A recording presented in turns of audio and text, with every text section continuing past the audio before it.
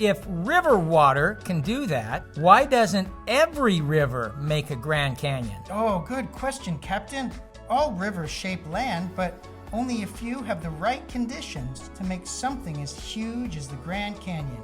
Right conditions? Yeah, you need a few things working together, see? Strong, steady water, the right kinds of rock, land that's slowly lifting up, and a lot of time. Wait a minute. Land lifting up? Uh-huh. The ground is slowly rising while the water is cutting it down. I got it. So ground slowly rising, river cutting it down, both happening at the same time. Exactly. And that's how it gets so deep.